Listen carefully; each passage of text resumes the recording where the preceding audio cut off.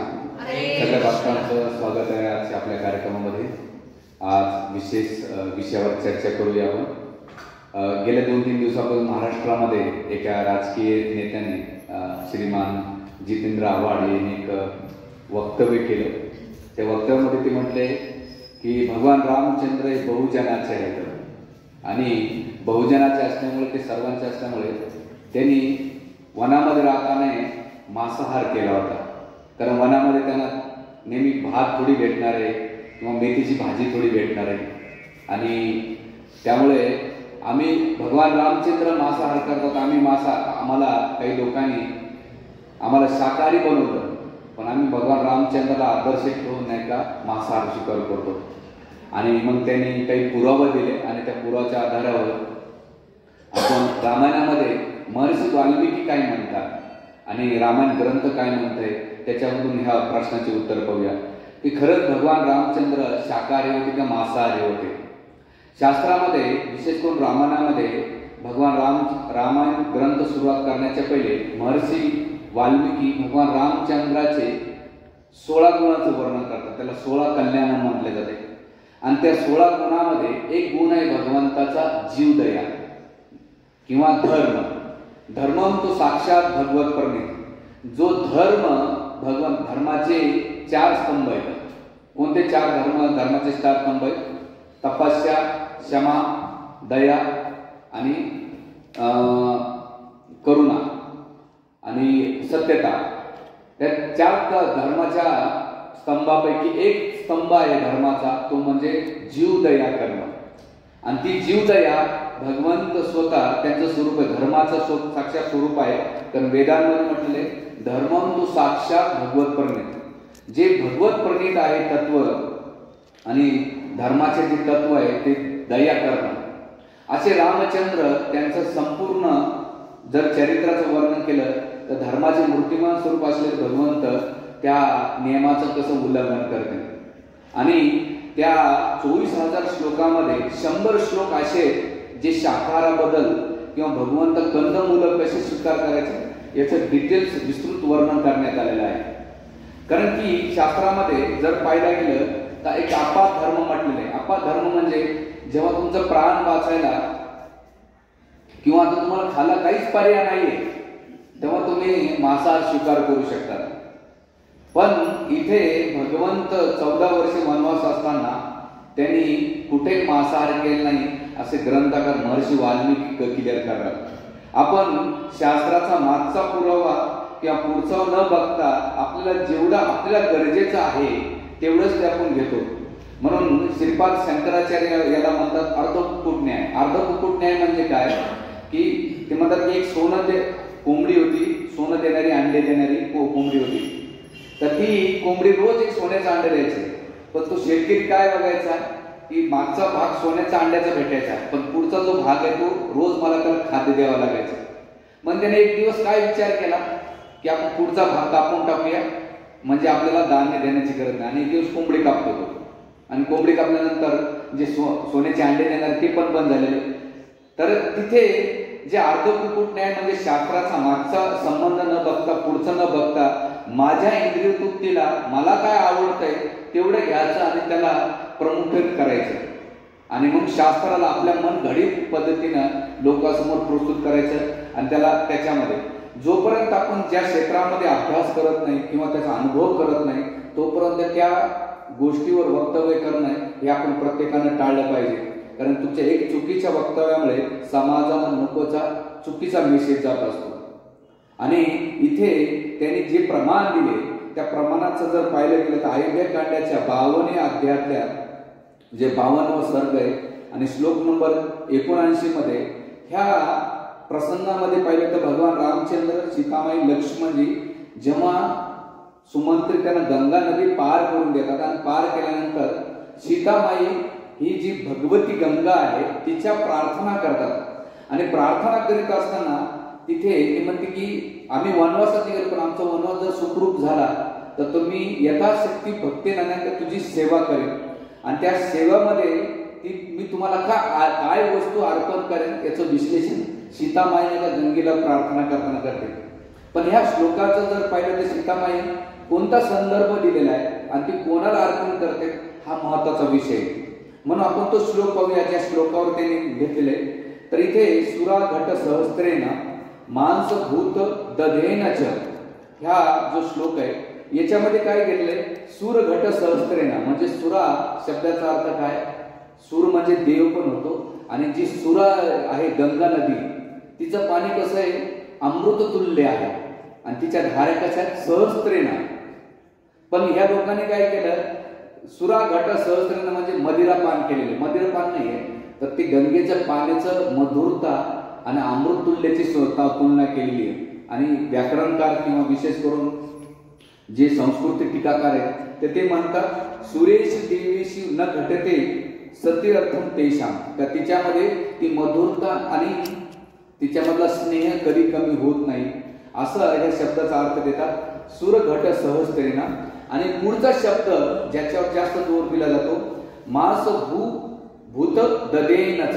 मांस या शब्दाचा अर्थ जर पाहायला गेला तर ग्रंथकार म्हणतात न अस्ति अंशेन राजभागेन यस्य सव एव भू पृथ्वीच उत वस्त्रच ओदेनच एशाम समहर. म्हणजे याचा अर्थ ते देतात की हे सीतादेवी म्हणजे हे भगवती गंगे की आम्ही जेव्हा अयोध्यापुरून वापस येऊ, आपलं अयोध्येला पुन्हा वापस येऊ तर तुम्हाला असं देव दुर्लभ असलेलं वस्तू मी तुम्हाला काय अर्पण करेन, तर तुम्हाला 3 गोष्टी अर्पण करेन. एक म्हणजे पृथ्वीचं जे काही वस्तू आहेत सुगंधित व पृथ्वीपासून जे निर्माण होत ते मी अर्पण करेन. दुसरं वस्त्र मी अर्पण करेन आणि तिसरं अन्नाच्या द्वारे मी तुमची पूजा करेन. म्हणून इथे मांस भूत दधेन या शब्दाचा जर अर्थ पाहिला तर ग्रंथकार म्हणतात अमरकोश आणि शब्द सागरच्या तुलनेमध्ये 2 शब्द देतात. मांस भूत दधेन या शब्दाचा अर्थ देतात गजकंद नावाचं मूळ. गजकंद मूळ जे फळ आहे ते दिल्या जाते आणि दुसरं जे फळ आहे त्या फळामध्ये जसं आंबा असतो, आंब्यामध्ये गर असतो किंवा आणखी काही फळं असतात त्या फळामधला गर काढून मी तुम्हाला काय करेन, अर्पण करेन. आणि त्याचबरोबर ग्रंथकार विशेष करून संस्कृतीचे व्याकरणकार म्हणतात की मांस भूत दधेन या शब्दाचा अर्थ देतात की जाट मासी नावाची वनस्पती जी त्या वनस्पतीपासून जे सुगंध द्रव्य निर्माण होते ते सुगंधित द्रव्य हे भगवती गंगे मी तुम्हाला अर्पण करेन असा सीतादेवीचा मनोभाव आहे. आणि याला प्रमाण देतात श्री वैष्णव सुद्धा याला प्रमाण करतात. म्हणून मांस या शब्दाचा अर्थ जे आपण हे जे मांस खातो नॉनव्हेज नाहीये तर त्याचा अर्थ गंज इथे शब्दानुसार गजकंद हे शब्दाचा अर्थ होतो. आणि हे दिल्यानंतर दुसरा जो श्लोक त्याने कोट केला त्या कोटामध्ये म्हणतात तो तत्र हत्वा चतुरो महामृगाना वरहा मुर्षाम कृषितम महारुरुम आदाय वेदां त्वरितम बुभुक्षितो वासाय काले येतुम वनस्पितम. याचा अर्थ काय दिलेला आहे ह्या श्लोकामध्ये की भगवान रामचंद्र आणि लक्ष्मण काय करतात, कोणत्या कोणत्या पशूची हत्या करतात ते म्हणतात वरहा म्हणजे डुक्कर, दुसरं वृषा, कुश, महारुरु या 4 प्राण्यांचं काय करतात ते हत्वा करतात. हत्या कशाला करतात, क्षत्रिय ह्या नात्याच्या नावानं ते त्या क्षत्रियाचे 2 काम आहेत. एक युद्ध भूमीमध्ये त्यांना जाण्यासाठी जेव्हा युद्ध करायचं असतं तर त्यांना निष्ठुर होण्यासाठी प्राण्यांची हत्या करण्यासाठी अलाव आहे. आणि दुसरं क्षत्रिय म्हणजे जे पशु सर्वसामान्यांच्या शेतामधलं नुकसान करतात त्याचं रक्षण होण्यासाठी त्यांची हत्या केलेली आहे. पण इथं भगवंताने ह्या 4 पशूंची हत्या केल्यानंतर इथे त्यांना काय केलं, त्या झाडाखाली त्यांना म्हणजे ज्या ठिकाणी त्यांना मारलं आणि सोडून दिलं. आणि सोडून दिल्यानंतर भगवान रामचंद्र आणि लक्ष्मणजी काय करतात, कंदमुळं घेऊन येतात. का बरं, त्यांना भूक लागलेली असते आणि कंदमुळं घेऊन कुठे येतात ते एका वनस्पतीच्या खाली ते निवास करतात. असा संस्कृतमध्ये असा याचा अर्थ होतो की भगवान रामचंद्र त्या पशूंची हत्या करतात. हत्या केल्यानंतर जे वनामध्ये कंदमुळं फळं भेटलेले ते घेऊन त्या वनस्पतीवर एका झाडाखाली येतात, त्याचं ग्रहण करतात. पण ह्या श्लोकाचा असा अर्थ न घेता लोक काय करतात की भगवान रामचंद्र आणि लक्ष्मणाने 4 पशूंची हत्या केली, त्या पशूंना घेऊन आले आणि झाडाखाली घेऊन आले, भक्षण केलं. पण लिटरली महर्षी वाल्मिकी तिथं खाल्ल्याचं भक्षण केलेला शब्द कुठेही वर्णन करत नाही. तर ते म्हणतात त्यांचा वध केला, तिथं सोडून आले, पण येताना काय घेऊन आले? कंदमुळं घेऊन आलेले. म्हणून हे दुसरं प्रमाण इथं फोडलं जात आहे. तिसरं प्रमाण इथं दुसरं जो प्रमाण दिलं जात आहे की बुवा मासाचं इथंच नाहीये, तर आणखी 2 ठिकाणी त्याचं वर्णन येते मासाचं. कुठे येते मासाराचं वर्णनमध्ये? ते म्हणतात की याच्या रामायणामध्ये अयोध्या कांडाच्या जर 57 भाग सर्ग आणि श्लोक नंबर 1 आहे, 97 श्लोक नंबर 1. ताम तदा दर्शितम तू मैथिली गिरी निग्नमा गाम निषाद गिरी परस्तो सीता मासेन छिंदया.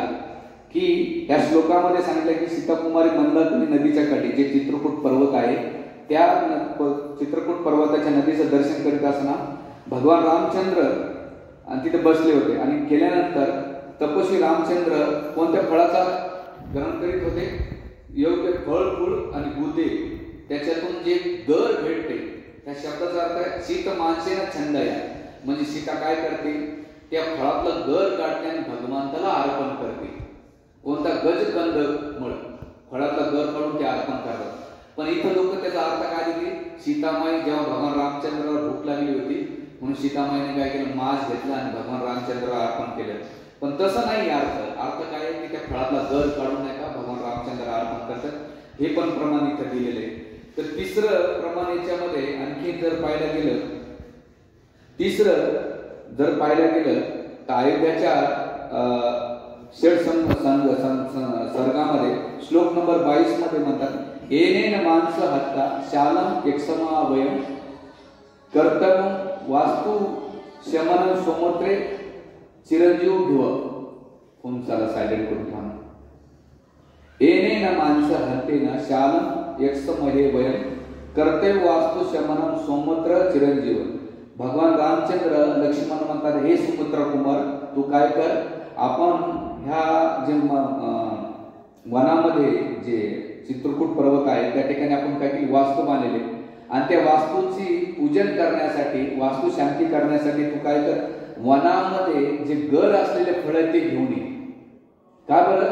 कारण आपल्याला वास्तुपूजा करायची आणि त्या वास्तुपूजेमध्ये गर घेऊन नाही का आपण ते यज्ञाला अर्पण करू. त्यासाठी तू काय कर, इथे शब्द वापरला आहे कोणता? मांस हत्तेना. हत्तेना म्हणजे या शब्दाचा अर्थ होते नाही तर फळ घेऊन ये, काढून येऊन ये. आणि कर्तव्य चिरंजीव, तर ती वास्तू शांतीसाठी पूजेचं गरजेचं आहे. मग आतापर्यंत आपण वास्तुपूजामध्ये जर पाहायला गेलं तर कोणत्याही वास्तूमध्ये आपण कधी हत्या केलेलं पाहिलं का? नाही. तर त्या वास्तू हत्या करायची असेल तर त्याला फळ वापरलं जातं. कोणतं फळ? कवळं असतं. कवळं माहिती आहे? बघतात का तुम्ही? जेव्हा यज्ञ करायचा त्या घरामध्ये कवळं आणि त्या कवळाचे 2 भाग करतात आणि ते कवळ आणण्यासाठी इथे जो शब्द वापरलेला आहे ते कवळ आणून काय कर, त्या वास्तुपूजेला तू अर्पण कर म्हणून इथं मांस ह्या शब्द वापरलेला आहे. म्हणून हे दुसरं प्रमाण सुद्धा इथं नाही केलेले. म्हणून इथे जो 4थं प्रमाण आहे की मांस दिल्यानंतर, तर भगवान रामचंद्र जर पाहायला गेलं तर हे मांसाचं कुठंच नाही. तर भगवंत शाकाहारी कसे होते? तर स्वतः भगवान रामचंद्र अयोध्याकांडमध्ये निघाल्यानंतर ते कौशल्य माताला काय म्हणतात की हे माते मी चतुर्दशा ही वर्षांनी वश्यामी विजते म्हणे. मी काय करेन? सगळ्या वस्तूचा मी काय करेन? त्याग करेन. राजभोगाच्या वस्तूचा त्याग करेन. आणि दुसरं कंद मुले फलेर जीवन हित्वा. मी कोण्या गोष्टीवर जीवन जगेल? हित्वा शब्दाचा अर्थ जगणे. आणि कोणत्या वस्तूवर जगेल मी? कंद मूल फलेर जीवन. माझ्या जीवन जगण्यासाठी 3 वस्तू गरजेच्या आहेत. कोणत्या? एक तर कंद, मूळ आणि फळे, त्या गोष्टीवर मी माझं जीवन जगेल.